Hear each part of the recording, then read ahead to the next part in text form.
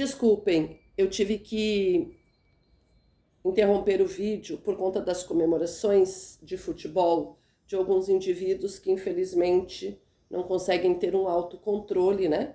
Especialmente na rua em função da vivência coletiva. Então, o que nós precisamos entender é que esta vontade, ela tem que ser compatível com a necessidade. Nem nós podemos escolher somente alimentos que nós gostamos de comer e que talvez não sejam tão nutritivos, não forneçam para o nosso corpo tudo aquilo que a gente precisa para que a gente possa estabelecer e manter a saúde orgânica, a saúde celular, como também muitas vezes a gente acaba comendo mais ou menos do que deve por conta da vontade, né? Ou de exagero na comida, de comer mais do que precisa, ou até de comer menos do que precisa para manter um padrão estético e de beleza que não é saudável, que vai nos acarretar prejuízos ao longo da vida.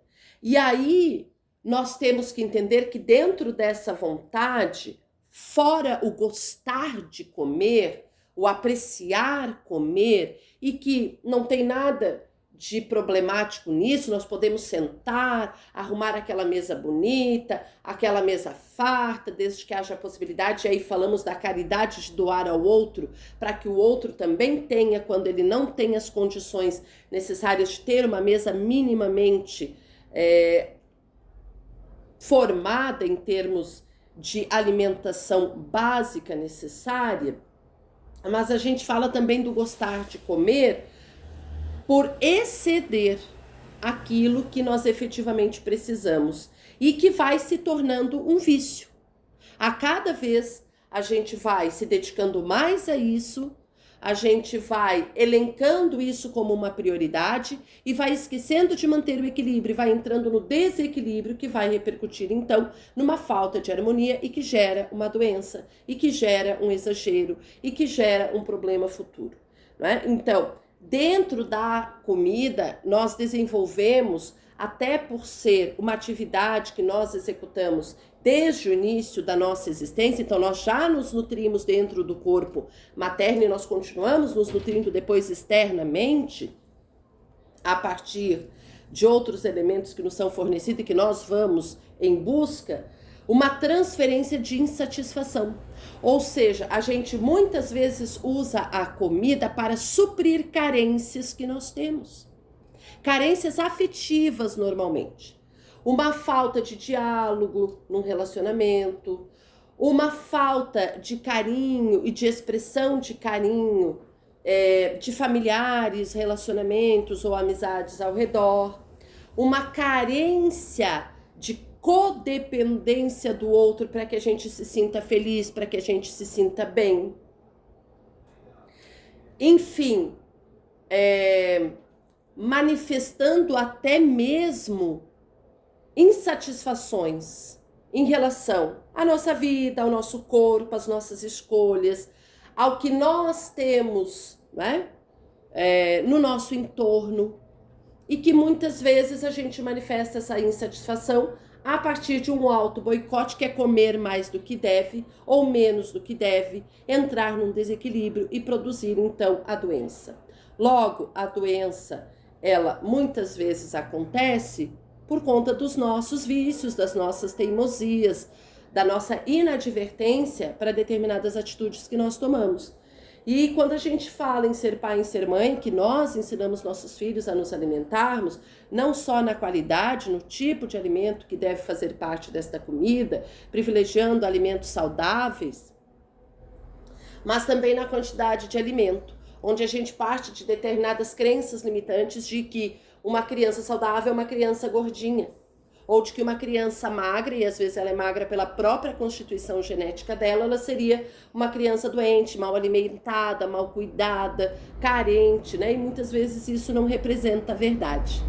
Porém, muitas vezes nós tentamos suprir as nossas carências afetivas, profissionais, educacionais, relacionais, ou até mesmo financeiras, a partir da comida.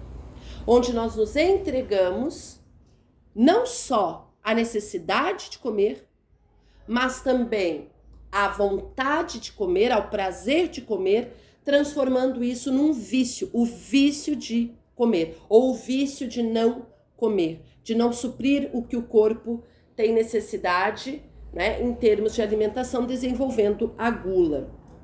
Então, a partir desses desequilíbrios na nossa alimentação, nós vamos desenvolvendo transtornos alimentares.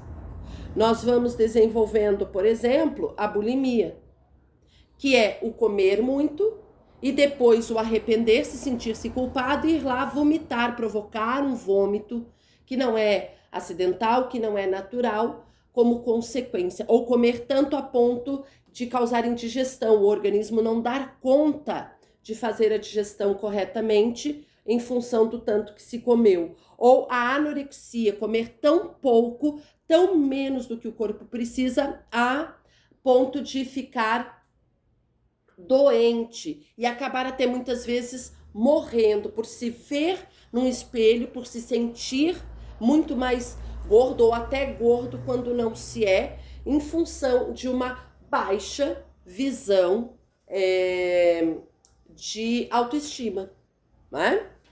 E a obesidade, que é o comer em excesso, entregar-se à comida desmedidamente, que não tem a ver com desequilíbrios hormonais, porque desequilíbrios hormonais podem ser resolvidos a partir de medicamentos, de tratamentos médicos.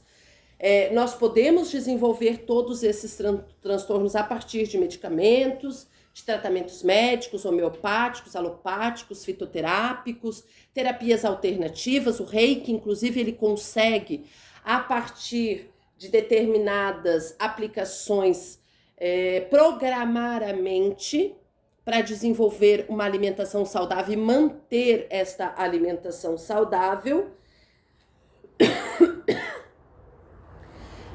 E até o tratamento médico, psicológico, psiquiátrico, que nos auxilia a compreender o porquê do excesso ou da falta da alimentação, que está representando um prejuízo para a nossa saúde, e nos curarmos em relação a isso.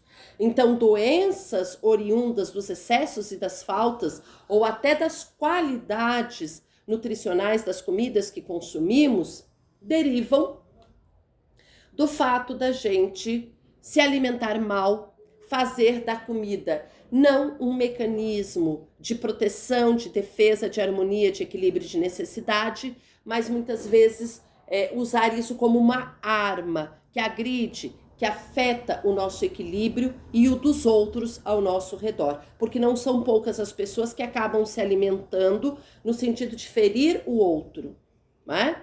E aí, por N situações. E isso acabar repercutindo em prejuízos para si mesmo.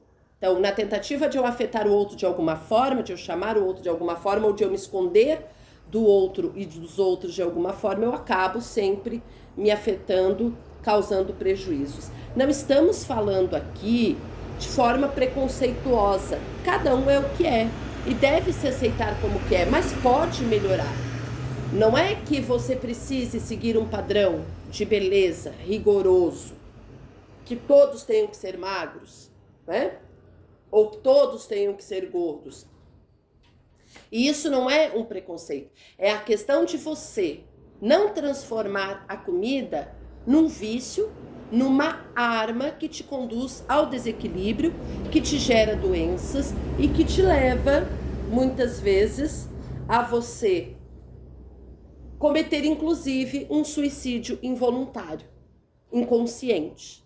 Então, é preciso compreender que a comida ela pode se transformar numa arma que nós utilizamos contra nós, no sentido de mostrar uma certa desistência da nossa qualidade de vida e, portanto, da nossa vida a partir da comida. Então, a importância de nós comermos bem, que significa comer a quantidade certa, a qualidade necessária, o número de vezes adequado, e normalmente 6 vezes, e as alimentações mais ricas deveriam ser as primeiras alimentações do dia, porque temos o dia todo para gastar.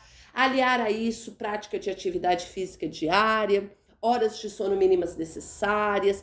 Claro que nós sofremos, né, várias situações de estresse ao longo do dia, buscar também resolver da forma mais coerente, mais harmônica e saudável possível, e depois relaxar mediante práticas que nos deem prazer, né? E que não seja a comida, se entregar só à comida no sentido de vício, para que a gente possa, então, manter o equilíbrio, a harmonia e a saúde. Obviamente que podemos comer aquilo que nós gostamos. E há muitas comidas gostosas, cada um dentro do seu gosto, dentro da sua vontade. Porém, nós temos que compreender que tanto o excesso quanto a falta nos causa prejuízos, pode nos levar à doença, à morte, e esses prejuízos não são só físicos, mas são também emocionais e ainda espirituais, porque muitas vezes ao desencarne, dependendo da situação, nós viemos com um karma que nós vamos resgatar e talvez repitamos várias e várias vezes as mesmas tendências até que a gente tome consciência do nosso valor, da real importância da alimentação adequada, para que a gente possa então desenvolver uma melhor qualidade alimentar de uma forma mais adequada e harmoniosa. Então, controlar a nossa mente, controlar a nossa vontade, também ter